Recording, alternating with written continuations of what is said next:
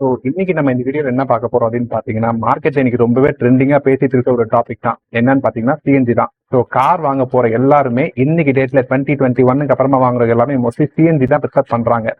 அதுக்கு என்ன ரீசன்?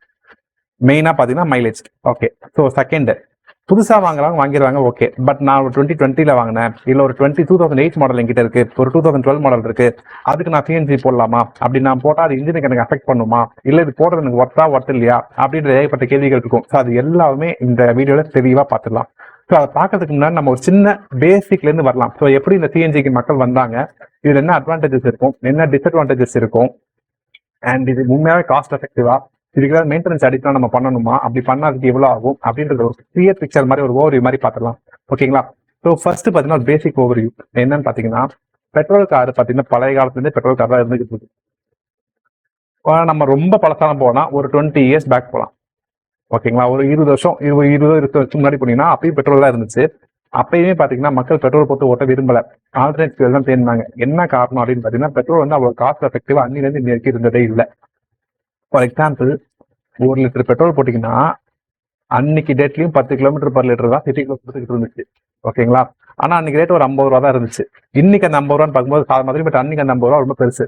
அதனால மக்கள் என்ன பண்ணாங்க, ஃபர்ஸ்ட் ஒரு ஆல்டர்னேட் ஃபியூல் தேட ஆரம்பிச்சாங்க. ஓகேங்களா? அது என்னன்னு பார்த்தீங்கன்னா வீட்டு சிலிண்டரை போட்டு ஓட்டினாங்க. அது கம்ப்ளீட்லி இல்லீகல், கவர்மெண்ட் என்டாஸ்டும் கிடையாது, எதுவுமே கிடையாது, யாருக்குமே தெரியாம சில பேர் போட்டு ஓட்டினாங்க. அண்ட் இது வந்துட்டு நம்ம நியூஸ்லேயே நிறைய பார்த்துருப்போம், இந்த மாதிரி ஓட்டி இந்த மாதிரி பிரச்சனை ஆச்சு, அந்த மாதிரி பிரச்சனை ஆச்சு ஏகப்பட்டது பார்த்துருப்போம். ஸோ அது கம்ப்ளீட்லி இல்லீகல், பட் ஸ்டில் எல்லாம் போனாங்க. ரீசன் என்னன்னு பார்த்தீங்கன்னா, அதுவும் அதே சேம் 10 கிலோமீட்டர் தான் கொடுக்கும். ஆனால் இதனால நமக்கான காஸ்ட் வந்து 20 ரூபா தான் ஆச்சு. அதனால தான் எல்லாம் அதை தேடி போனாங்க. அதுக்கப்புறமா தான் கவர்மெண்ட்ல என்ன பண்ணாங்க, கவர்மெண்ட்ல ப்ராப்பராக அப்ரூவ் பண்ணி கவர்மெண்ட் என்டாஸ்ட் ஆட்டோ எல்பிஜி வந்துச்சு, ஆட்டோ கேஸ், அது எல்பிஜி தான். ஓகேங்களா? ஸோ இது வந்துச்சு. இது வரும்போது என்னாச்சுன்னா, கார்ல பின்னாடி ஒரு பெருசா டேங்க் வச்சாங்க. இது ஆரம்ப காலத்தை சொல்றேன். ஓகேங்களா? ஸோ இதுவும் அதே 10 கிலோமீட்டர், ஏன்னா 2 எல்பிஜி தான். அண்ட் இது ஒரு 30 ருபீஸ் இருக்கும்னு வச்சுங்களா, பெட்ரோல் 50 ரூபா இருந்து இந்த பட்சத்தில். ஓகேங்களா? ஒரு 30 ருபீஸ் இருந்துச்சு. ஸோ அப்படி பார்க்கும்போது இது கொஞ்சம் காஸ்ட் எஃபெக்டிவா இருக்கு. ஸோ எல்லாம் இதுக்கு வாங்க ஆரம்பிச்சாங்க. அண்ட் லேட்டர் இதுல ஒரு டெவலப்மெண்ட் வந்துச்சு. என்னன்னா, டிக்கி ஃபுல்லா டேங்க் வச்சு அடைக்காம ஸ்டெப்னிக்குள்ள வைக்கிற மாதிரி டேங்க், இந்த மாதிரி சின்ன சின்ன விஷயங்கள்லாம் வந்துச்சு. பட் நம்ம அதுக்கு ரொம்ப டெப்தா போக வேண்டாம். ஸோ இது இல்லாம டீசல் இன்ஜின் இருக்கு. பட் நம்ம டீசல் இந்த டாபிக்ல கொண்டு வரலாம், பெட்ரோல் மட்டும் பார்க்கலாம். பெட்ரோல் தான் இப்போ மோஸ்ட்லி. ஸோ ஹோம் எல்பிஜி போச்சு, ஆட்டோ கேஸ் வந்துச்சு. இப்போ இதுக்கு அடுத்ததா தான் என்ன வந்திருக்குன்னா, கம்ப்ரஸ்ட் நேச்சுரல் கேஸ், சிஎன்ஜி.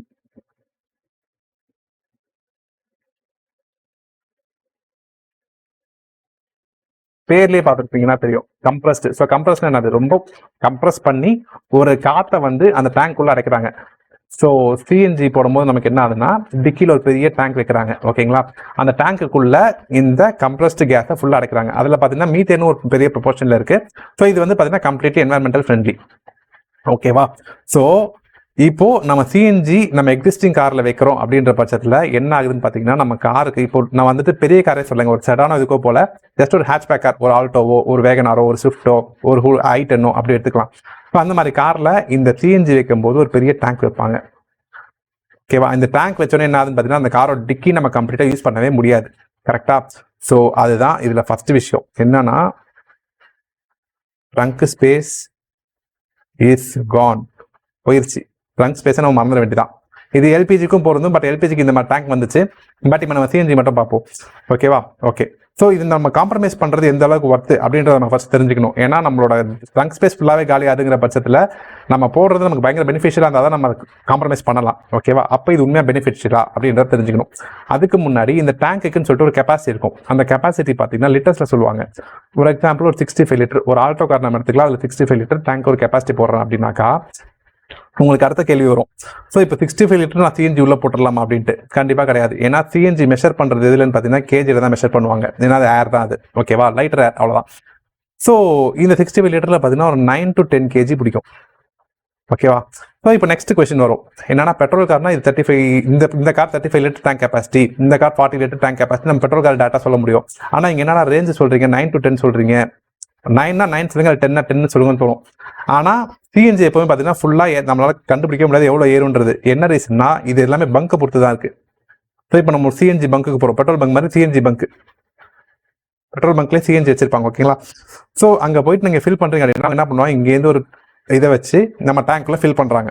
அப்படி ஃபில் பண்ணும்போது இவங்க ஃபர்ஸ்டே இங்கே ஒரு பார் செட் பண்ணியிருப்பாங்க. இது வந்து காமனாக வச்சிருவாங்க. ஓகேவா, இதில் ஒரு 200 பார் இருந்துச்சுன்னா 200 பார்னா ஃபுல் ப்ரெஷரில் வச்சிருந்தாங்க அப்படின்னாக்கா இந்த 9 to 10 உங்களுக்கு கண்டிப்பாக ஏறிடும்.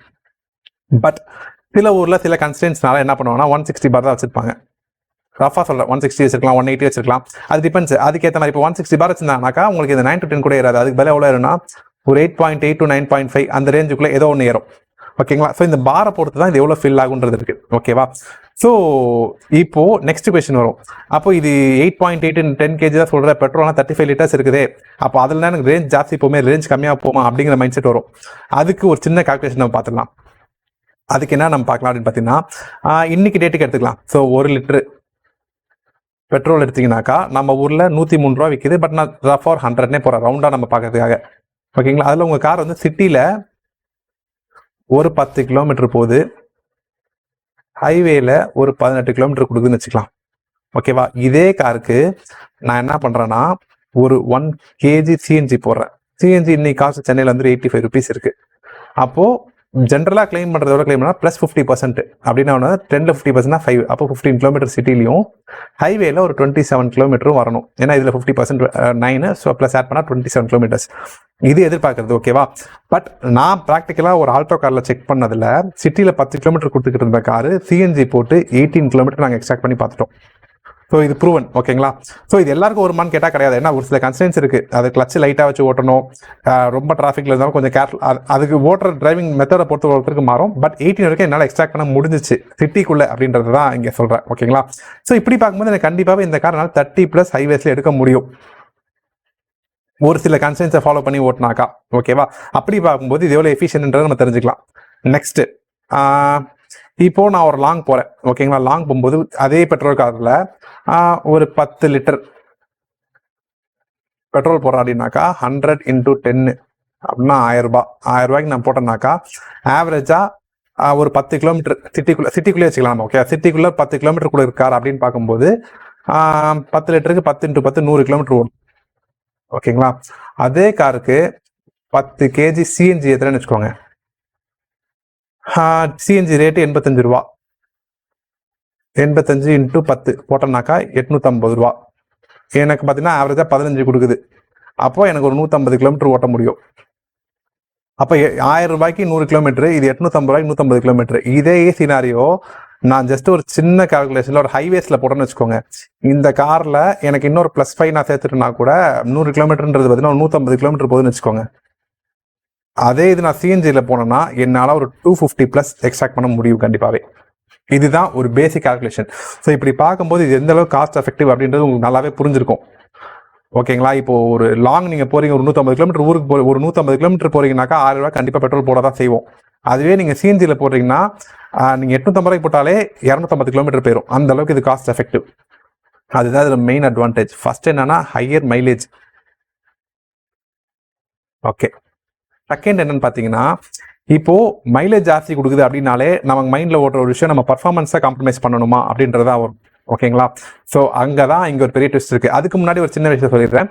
நான் சொன்ன மாதிரி இது கம்ப்ளீட்லி நேச்சுரல் கேஸில் ஓடுறது தான். ஸோ நேச்சுரல் கேஸில் ஓடுது அப்படிங்கிற பட்சத்திலே கார்பன் எமிஷன் ரொம்ப கம்மியாகவே தான் இருக்கும். So less carbon emission. So அது என்வரன்மெண்ட் ஃப்ரெண்ட்லியாகவும் இருக்கும். அதே மாதிரி இது பார்த்தீங்கன்னா fully compressed purest form of petroleum. ஓகேங்களா, பியூரஸ்ட் ஃபார்மில் இருக்கும் இந்த கேஸ். ஸோ அப்படி இருக்கும்போது இன்ஜின்குள்ள எந்த ட்ரேசஸ்மே இல்லாமல் ஃபுல்லாகவே எரிஞ்சு வெளில போயிடும். அப்படி இருக்கும்போது என்ன ஆகும்னா இன்ஜின்குள்ள எந்த ரெசிடியூ எந்த கார்பன் டெபாசிட் எதுவுமே இருக்காது. அப்படி ஆகும்போது இன்ஜின் லைஃப் கண்டிப்பாகவே இன்க்ரீஸ் ஆகும். அப்புனா இன்க்ரீஸு, லோனா டவுன் ஆரோனா டிக்ரீஸ். ஓகேங்களா, அப்படி புரிஞ்சுக்கோங்க. அண்ட் நெக்ஸ்ட் பார்த்தீங்கன்னா ஸோ இவ்வளோ மைலேஜ் கொடுக்குதுன்னா நம்ம பர்ஃபார்மன்ஸில் காம்ப்ரமைஸ் பண்ணி தானே நமக்கு மைலேஜ் கிடைக்குன்ற மைண்ட் செட் இருக்கும். ஸோ லாஜிக்கலாக பார்த்தீங்கன்னா ஒரு 5 to 10-15% வரைக்கும் பிக்கப்பில் ட்ராப் இருக்கணும் அப்படின்றது தான் லாஜிக்கல் படி இருக்குது. பட் ஆக்சுவலாக பார்த்தீங்கன்னா ஒரு 5% ட்ராப்பு சில டைம் அது கூட தெரியாத அளவுக்கே பண்ணுற அளவுக்கு அட்வான்சஸ் அது நிறைய மாடல்ஸ் வந்துருச்சு. ஸோ இப்போ நீங்கள் போடுறதுலாம் பார்த்தீங்கன்னா ஒரு 0 to 20 கிலோமீட்டர் ஸ்பீடில் மட்டும்தான் பார்த்தீங்கன்னா, அதுவும் எப்பவுமே இல்லை, சம்டைம்ஸில் ஒரு சின்ன ஸ்டாலிங் இருந்தால் இருக்குமே தவிர மிச்சப்படி எங்கேயுமே உங்களால் பெட்ரோலுக்கும் CNGக்கும் டிஃபரன்ஸே கண்டுபிடிக்க முடியாது. அந்த அளவுக்கு எஃபிஷியண்டாக இருக்குது. ஓகேங்களா, ஸோ இது வந்து பார்த்தீங்கன்னா ஒரு ட்ராபேக்கில் கூட நம்ம வச்சுக்கலாம். ஸ்மால் லேக் தான், 100% ஹை ஸ்பீடில் ஃபீல் ஆகாது. 0 to 20 மட்டும் தான் பேசிக்காக கொஞ்சம் சம்டைம்ஸ் அதுவும் எப்போயா தெரியறதுக்கு சான்ஸ் இருக்குது. மிச்சப்படி தெரியாத அளவுக்கு கண்டிப்பாக பண்ணி கொடுத்துருவாங்க. நெக்ஸ்ட் இதனால ஐ மீன் பெட்ரோலில் பார்த்தீங்கன்னா ஒரு முக்கியமான விஷயம் இருக்குது, என்னன்னா ஃபன் டு டிரைவ் அப்படின்னு சொல்லுவோம். அது என்ன ஃபன் டு டிரைவ் அப்படின்னு பார்த்தீங்கன்னா, பெட்ரோல் கார் வாங்குற எல்லாருக்குமே இது நல்லாவே தெரிஞ்சிருக்கும். நம்ம வந்துட்டு எப்படி சொல்கிறது, காரை வந்துட்டு நார்மலாக போயிட்டு இருப்போம், பட் திடீர்னு ஒரு அழுத்தி பண்ணணும் ஆசை இருக்கும். ஒரு 6 to 8,000 RPM ஒரு புஷ் அழுத்தினீங்கன்னா வண்டி அவ்வளோ சூப்பராக இருக்கும். ஆனால் 10 கிலோமீட்டர் கொடுத்துக்கிட்டு இருந்த காரு இந்த 6 to 8,000 RPM ஓட்டும் போது 7 கிலோமீட்டர் தான் கொடுக்கும். ஸோ இப்போ 7 கிலோமீட்டர் 100 ரூபா போட்டு 7 கிலோமீட்டர் தான் போகுதுன்னா கண்டிப்பாக இதை நம்ம பண்ண மாட்டோம். ஆனால் இது நமக்கு ஆசையாக தான் இருக்கும், பட் ஆனால் மோஸ்ட்லி பண்ண மாட்டோம். இதே விஷயம் இப்போ நம்ம சிஎன்ஜியில் இது அப்படியே நம்ம பண்ணுறோம்னு வச்சுக்கோங்க. 15 கிலோமீட்டர் கொடுக்குற இடத்துல மிஞ்சி போனால் 12 கிலோமீட்டர் போனதா கூட நமக்கு ஸ்டில் இந்த ஃபன் டு டிரைவ் நம்ம மிஸ் பண்ணாமல் என்ஜாய் பண்ண முடியும். கரெக்டுங்களா? ஸோ இதில் வந்து பெரிய ப்ளஸ். அதே மாதிரி சிஎன்ஜியில் வந்து கேஸில் இருக்குது, அது வந்து பெட்ரோல் இருக்குது. நான் இதை அழுத்தி ஓட்டலாமா, ஹை லெவல் இது ஓட்டுறது சேஃபான்னு கேட்டால் 100% சேஃப். நீங்கள் பெட்ரோல் நீங்கள் சிஎன்ஜியில் ஓட்டுறீங்கன்ற மைண்ட் செட்டே நீங்கள் ஓட்ட வேண்டாம். பெட்ரோல் எப்படி ஓட்டுறீங்களோ அதே மைண்ட் செட்டில் அப்படியே ஓட்டுங்க, இஷ்டத்துக்கு அடிச்சு ஓட்டலாம். ஓகேங்களா? ஸோ இது ஒரு பெரிய ப்ளஸ். இதை நான் வந்து ஒரு அட்வான்டேஜ் எழுதியே ஆகணும். ஃபன் டு டிரைவ் பெட்ரோல்லையும் உண்டு, இதில் நம்ம மிஸ் பண்ணாமல் அனுபவிக்கலாம். அதுதான் இதில் பெரிய ப்ளஸ். அதுவும் எப்போவுமே, ஏன்னா உங்களுக்கு 7 கிலோமீட்டர் கொடுத்து நம்ம இப்போ 100 ரூபாய்க்கு போட்ட காலத்தில் 12 கிலோமீட்டருக்கு 85 ரூபா நம்ம கொடுக்கும்போது பெருசாக நமக்கு தோணாது, தாராளமாக என்ஜாய் பண்ணிட்டு போயிடலாம். ஸோ அதுக்காக தான் எழுதுனது. நெக்ஸ்ட் பார்த்தீங்கன்னா மெயின்டெனன்ஸ் பார்க்கலாம். ஸோ இப்போ நான் சிஎன்ஜி என் காரில் போடுறேன் அப்படின்னா இதுக்கு ஏதாவது ஸ்பெஷல் மெயின்டெனன்ஸ் இருக்கான்னு பார்த்தீங்கன்னா ஸ்பெஷல் மெயின்டெனன்ஸ் ஒன்றுமே கிடையாதுங்க. ஜென்ரலாக ஒரு விஷயம் நம்ம ஃபாலோ பண்ணுறது தான் என்னன்னா, எவ்ரி 10,000 கிலோமீட்டர்ஸ் ஏர் ஃபில்டர். அது பெட்ரோல் கார் வச்சிருந்தாலும் நம்ம மாற்ற தான் போகிறோம், பட் இதில் மேண்டட்டரியாக மாற்றிடுங்க. சில பேர் க்ளீன் பண்ணிலாம் போடுவீங்க, பட் அந்த வேலை இதில் வச்சுக்க வேண்டாம், கண்டிப்பாக மாற்றிடணும். அதே மாதிரி ஸ்பார்க் பிளக் கம்பெனி ரெக்கமெண்டேஷன் ஒரு 20,000 கிலோமீட்டர்ஸ் இருக்கலாம், பட் நம்ம ஒரு 15K கிலோமீட்டர்ஸ் வந்து ஸ்பார்க் பிளக் மாற்றிருங்க. ஏன்னா இது எந்த அளவுக்கு ஃபயர் ஆகுதுன்றது ரொம்ப ரொம்ப முக்கியம். ஏன்னா இது நம்ம நார்மல் 4 ஸ்ட்ரோக் தான், அதே 4 தான் நடக்கும். இன்டேக்கில் எடுத்துக்கும், கம்ப்ரஸ் பண்ணும், கம்பஷன் பண்ணும், எக்ஸாஸ்ட்டில் தள்ளிடும். ஸ்டில் இதுக்கு வந்துட்டு பார்த்தீங்கன்னா சுத்தமாக எரியறதுக்காக நம்ம ஸ்பார்க் ரொம்ப ரொம்ப முக்கியம். ஓகேங்களா? அது ரொம்ப முக்கியம். ஸோ ஸ்பார்க் பிளக் மாற்றிடுங்க. அண்ட் அது இல்லாமல் பார்த்தீங்கன்னா ஒரு சின்ன ஃபில்டர் ஒன்று இருக்குது, ரெடியூசர் ஃபில்டர்னு சொல்லுவாங்க. இது வந்துட்டு கம்பெனி ரெக்கமெண்டேஷன் ஒரு 20,000 கிலோமீட்டர்ஸ், பட் நம்மளை பார்த்தீங்கன்னா ஒரு 10K கிலோமீட்டர்ஸ் வந்து நீங்கள் மாற்றிக்கிறது சேஃப். இது ஒரு 350 ரூபா வரும். ஸோ நீங்கள் வந்துட்டு சிஎன்ஜிக்குன்னு பண்ண போகிற ஒரே மெயின்டெனன்ஸ் பார்த்தீங்கன்னா இது மட்டும் தான், ஒரு 350 ரூபா, ஒரு 10,000 கிலோமீட்டர்ஸ் வந்து மிச்சப்படி எந்த மெயின்டெனன்ஸுமே கிடையாது, ஹைலி காஸ்ட் எஃபெக்டிவ். நெக்ஸ்ட் வர கேள்வி என்னன்னு பார்த்தீங்கன்னா, புது காரில் சிஎன்ஜி கம்பெனி பெட்ரோல் வந்துச்சு, சேஃபு, நான் வெளி மார்க்கெட்டில் போட்டால் சேஃபான்னு கேட்டால் 100% சேஃப். பயப்படுறதுக்கு ஒன்றுமே இல்லை. ஏன்னா சிஎன்ஜி வந்துட்டு பார்த்தீங்கன்னா ஃபயர் ஆகிறதுக்கான டெம்பரேச்சர் 540 டிகிரி செல்சியஸ். ஸோ அது ஃபயர் ஆகிறதுக்கான வாய்ப்பே கிடையாது. ஓகேங்களா? ஸோ இதை கண்ணை மட்டும் நம்பி வாங்கி போடலாம். என்ன ஒன்றுனா, ஒரு நல்ல பிராண்டட் கிட்டா ஒரு நல்ல ரெப்யூட்டட் இன்ஸ்டாலர்கிட்ட போட்டிங்கன்னா பயத்துக்கு வேலையே இல்லை. அண்ட் இது போட்ட வேலைக்கு கையோட ஆர்சி புக்கில் என்டாஸ்மெண்ட் மறக்காமல் பண்ணிடுங்க. அது ரொம்ப ரொம்ப ரொம்ப முக்கியம். என்டாஸ் பண்ணிங்கன்னா தான் உங்களுக்கு இன்சூரன்ஸ் கூட கிளைம் பண்ண முடியும் எதாவதுனாலும். ஓகேங்களா? ஸோ எனக்கு தெரிஞ்சு மோஸ்ட்லி எல்லாமே கவர் பண்ணிட்டேன். அண்ட் இது கூட இன்னும் ஒரு விஷயம் சொல்லணும் அப்படின்னு பார்த்தீங்கன்னாக்கா, நம்ம NVH லெவல் சொல்லுவோம், நாய்ஸ் வைப்ரேஷன்லாம் பார்த்தீங்கன்னா பெட்ரோல் எப்படி இருந்துச்சோ சேம் டிட்டோ அதே நாய்ஸாக இருக்கும், அதே வைப்ரேஷனாக இருக்கும். பெட்ரோலுக்கும் சிஎன்ஜிக்கும் உங்களுக்கு சுத்தமாக டிஃப்ரென்ஸ் தெரியாது. பெட்ரோல் டிஃபால்ட்டாக 700 RPM ஓடிட்டு இருந்துச்சுன்னா, ஐ மீன் ஐட்லிங் டைமில், அதே RPM சிஎன்ஜி டியூன் பண்ணுவாங்க. ஸோ மோஸ்ட்லி ரெண்டுமே மேட்ச் பண்ணி தான் ECU வந்து மேப் பண்ணி கொடுப்பாங்க. ஓகேவா? ஸோ ஐ திங்க் நான் தேவையான எல்லாமே கவர் பண்ணிட்டேன். அண்ட் இதை பற்றின இன்னொரு வீடியோ நான் கிளியராக போகிறேன். அதில் என்ன இருக்குன்னா, நம்ம ஆஃப்டர் மார்க்கெட்டில் சிஎன்ஜி போட்டால் அதில் என்னென்ன காம்பனன்ட்ஸ் வரும், எப்படி ஃபிக்ஸ் பண்ணுவாங்க, ஒன்னொருத்தோட வேலை என்ன அப்படின்றத நான் கிளியராக சொல்லிடுறேன். ஸோ தட் நீங்கள் நாளைக்கு ஆஃப்டர் மார்க்கெட்டில் ஃபிட் பண்ணினா கூட உங்கள் காரில் அது எல்லாமே இருக்கா, அதில் ஏதாவது நம்ம மிஸ் பண்ணுறோமான்றதை நீங்கள் தாராளமாக கேட்டு தெரிஞ்சுக்கலாம். ஸோ இதோட இந்த வீடியோ முடிச்சுக்கலாம். மறக்காமல் லைக் பண்ணுங்கள், ஷேர் பண்ணுங்கள், சப்ஸ்கிரைப் பண்ணுங்கள். தேங்க்யூ.